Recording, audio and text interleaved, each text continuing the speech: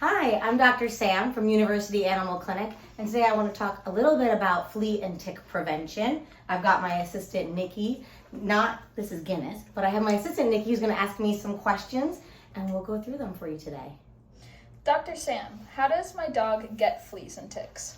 So they can get them out in the yard, they can get them in their environment, so even in a home, if you move into a new home, so you've not been there before, they can lie dormant in carpets and other soft surfaces. Can fleas and ticks spread from my dog to my home and family? They certainly can. Now, fleas do not want to be on us. We're not their natural host. Dogs and cats are their more natural host, but they will kind of take that meal wherever they can get it. So they will jump off of pets, lay eggs in the carpet and in soft surfaces, and they can jump off and get on us as well. Can my dog get fleas and ticks if they are primarily an indoor dog?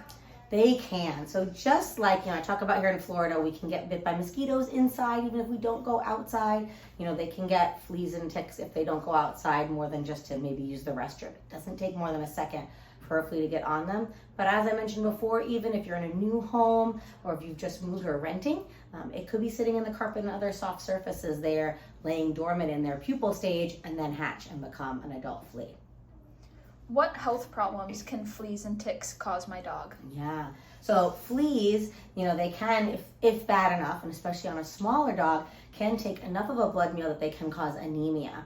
And of course, things like itchy skin, dermatitis, flea allergy dermatitis is really common in our pets.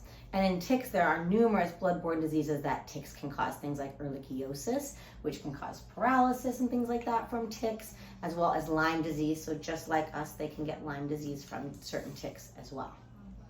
How effective are flea and tick medications? So there are definitely different levels of effectiveness. So there's different forms: over the counter, prescription, topical, and oral. But using the right one for your pet can make all the difference when it comes to effectiveness. My Borneo, I know.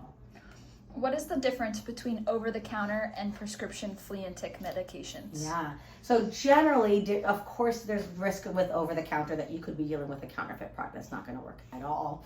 But generally, when we're talking about maybe a little bit older science, maybe a little less effective when we're talking over-the-counter.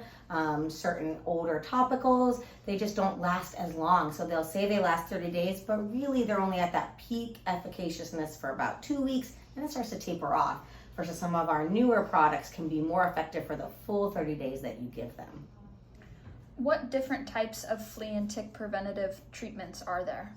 So there are generally a couple different kinds. There are topical, and that's predominantly what we use in our cats, our topicals, where you place it between the shoulder blades on the skin. That works great because nobody wants to have to give their cat a pill generally. And they have those for dogs as well. They can be a little bit more difficult. You could have a really fluffy dog like Guinness here that maybe we use her air, don't get it all the way down to the skin.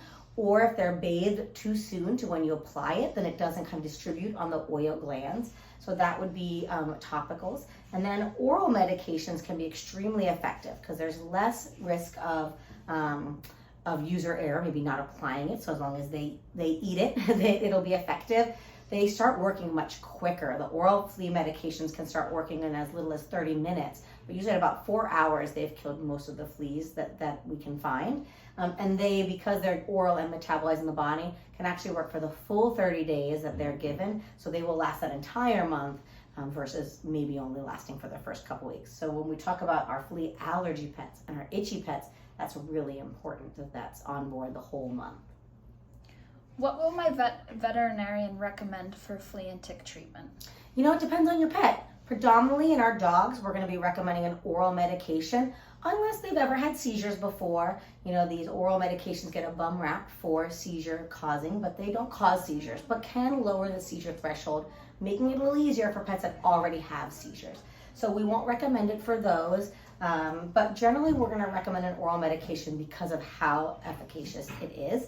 In cats, we're likely to recommend a topical just because most people don't want to have to give their cats a pill. And a lot of our flea topicals in cats also combo with their heartworm preventative, which can make it nice and easy. How can I identify fleas on my dog?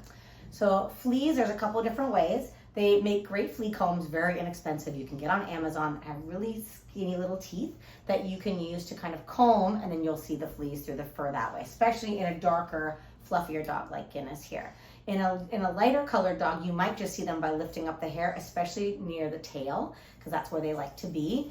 You may also see things like flea dirt, which kind of look like little brown specks, and that's flea poop. But you'll see that, and it can come off and have a brownish red tinge to it that you can see on the floor on paper. So those are going to be some of the ways you would identify ticks or fleas. How can I identify ticks on my dog? So ticks can be harder because a lot of times we do get people that come in that think there's a tick and it turns out it's a lump or a mass. But generally they will be small, maybe around the size of a grain of rice or a sesame seed unless they're really engorged. And they'll be attached. Oftentimes you can look between the toes, in the ears. Those are really common places where you can find ticks, especially if you like to go out hiking or hunting with your dog. They'll catch them there, sometimes in the armpit area. But you'll look like little kind of sesame seeds or things like that that are dark and often attached to the skin. What should I do if I see fleas or ticks on my dog?